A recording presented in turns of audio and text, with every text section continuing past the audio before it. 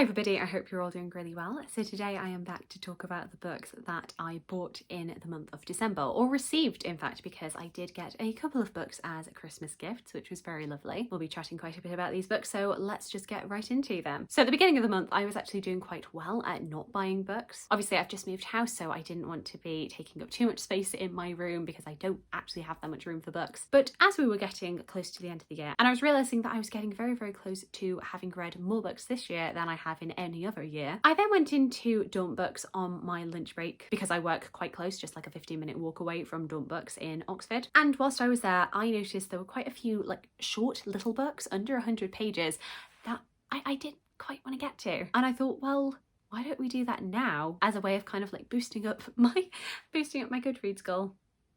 Bit of a pathetic reason to buy these books, but you know, they were books that I did want to read. So first off, we have The Canterville Ghost by Oscar Wilde. I have been meaning to pick up more Oscar Wilde. I've read The Picture of Dorian Gray and I have read The Happy Prince and Other Stories, so some of his fairy tales. I've read a few of his witticisms in a couple of books, which just collect a lot of his famous quotes, but I had not read this. I haven't actually gotten to this yet. This is probably going to be one of the books that I try and pick up before the end of the year. And yeah, just really looking forward to this because, you know, it's Oscar Wilde. I love his wit and his humour. I've also been told by a couple of my work colleagues that I absolutely have to both read and watch The Importance of Being Earnest this year, so I probably will be getting to that at some point this year. And yeah, do let me know if you've read this before because I really do not know anything. Next short little dinky book is The Gifts of Reading by Robert McFarlane, which is not the first book called The Gifts of Reading that I have got in this book haul. I have read this one already. This is just Robert McFarlane kind of meditating on the personal effects and resonance that gifting books has had on his life, and it is just really, really lovely. Definitely a nice short little thing to pick up. It's only 34 pages and really lovely, really impactful. Anyone who is a lover of books about books will definitely enjoy this. Then we have Sherlock Holmes and the Adventure of the Blue Carbuncle by Arthur Conan Doyle. At first when I picked this up, I thought that this was just a retelling of Sherlock Holmes by a different author, but no, this is Sir Arthur Conan Doyle. And I do think I must have read this one before, but I couldn't remember it. It has been about 6 years since I last picked up some Sherlock Holmes. And yeah, I really, really enjoyed this one. This one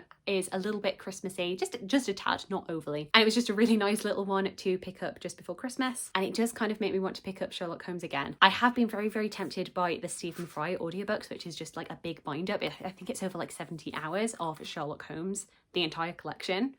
So I don't know. Maybe.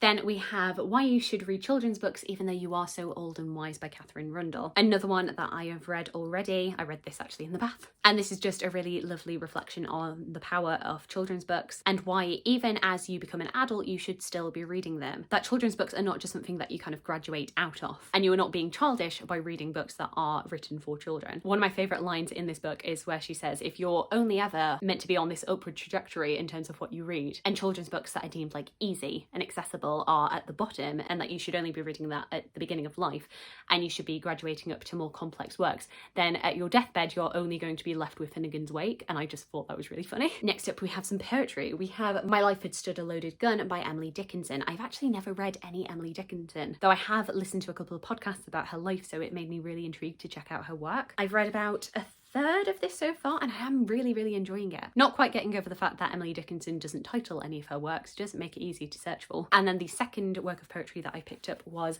Wearing My Mother's Heart by Sophia Thakur. Back in 2020 I read her book Somebody Give This Heart a Pen that I loved so much, so I was really excited to find out that she had a new book coming out, a new poetry collection. Haven't picked this up yet. I am thinking this might be the first thing that I read in 2023 though. Just a nice little treat for me to begin the year. So those are all of the short books that I picked up. And then we got to around about mid-month. I was coming home. You wouldn't expect that coming home and being very far away from the Oxford bookshops that I would actually have a chance to get more books.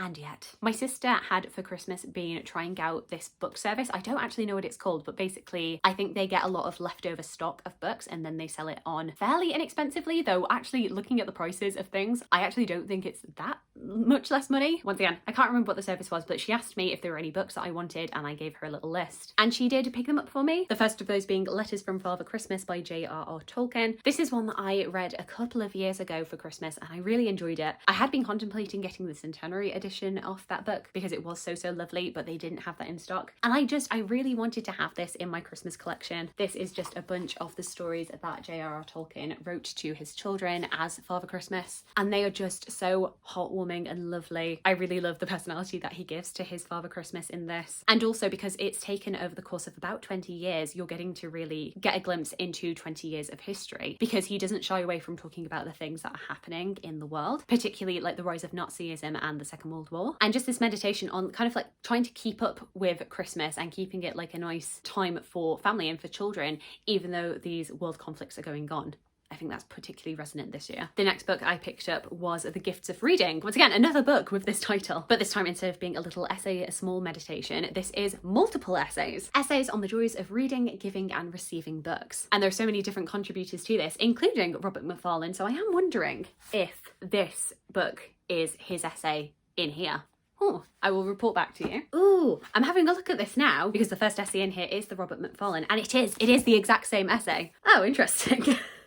I kind of needn't have bought this, but that's cool. I really like this, so I'm happy to read it again. And as I say, I'm just such a fan of books about the importance of books, the importance of reading, so this will be nice and lovely. And then the last book that my sister picked up for me was The Fires of Lust, Sex in the Middle Ages by Katherine Harvey, with a front cover illustration that is just delightful, really. But yeah, I am very much wanting to continue on with my super sexy history books videos. This one is all about medieval attitudes to sex and sexuality, so very much looking forward to reading this. I've heard nothing but good things. Then when I was on my way at home for Christmas, me and my mum and my dad actually stopped at a service stations. I went into the W.H. Smith's and I saw this book, A Terrible Kindness by Jo Browning Wroe. And I was particularly keen to pick this up after seeing Scott over at Gunpowder Fiction and Plot, his best books of 2022, where he mentions this one as one of his favourite books of the year. And I'm just going to read the back of this because just reading the back of this book alone made my mum start crying, or just tearing up a little bit. It is October 1966 and William Lavery is having the night of his life at his first black tie do. But as the evening unfolds, news hits of a landslide at a coal mine.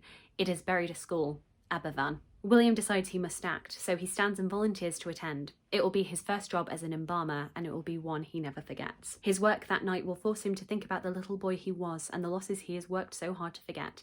But compassion can have surprising consequences because, as William discovers, giving so much to others can sometimes help us heal ourselves. I think in this country, and especially in my parents' generation, who actually were alive when Aberfan happened, it is just such a poignant, tragic thing, and I've never read anything that kind of covers that time period, so I am really keen to read this. I just think it will just break my heart a little bit. And then the last two books I have to show you in this book haul are both books that I received as Christmas presents this year. First off, from my mum and dad, they picked up Once Upon a Tome, The Misadventures of a Rare Bookseller by Oliver Darkshire. This is one I actually had never heard of, so they did a very good job picking this one up. My mum was quite anxious about it because I always send her my Amazon wish list if she wants to get ideas of books, and she was like, oh, it was off list, so I wasn't sure if you were going to like it. And I was like, no, this is a really good one. It reminds me a lot of The Diary of a Bookseller by Sean Blythell. And yeah, it's just about an antiquarian bookseller and his times working there. So I think this will be really good fun. And then from my sister, my brother-in-law and my niece, they picked up for me The Library of Fragile History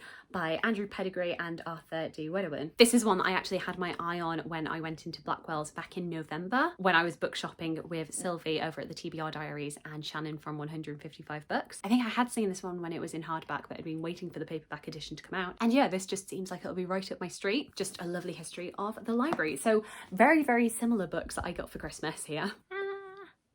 But there we go. Those are all of the books that I bought, received as gifts, just somehow picked up during December 2022. We are on the 27th of December as I'm doing this video, and I have been very, very tempted by the Waterstones half price off hardbacks sale. That's an annual thing, and I'm trying not to, but I have very much enjoyed being able to talk to you about the books that I have picked up over the last few months. And you know, roll on 2023. Will I be able to get my book buying under control? Probably not, but I look forward to sharing it with you this year. Do let me know if you've picked up any books recently. I would love to hear from you. I hope you're all having a fantastic, fantastic day, and I look forward to talking to you again soon. Thanks. Bye.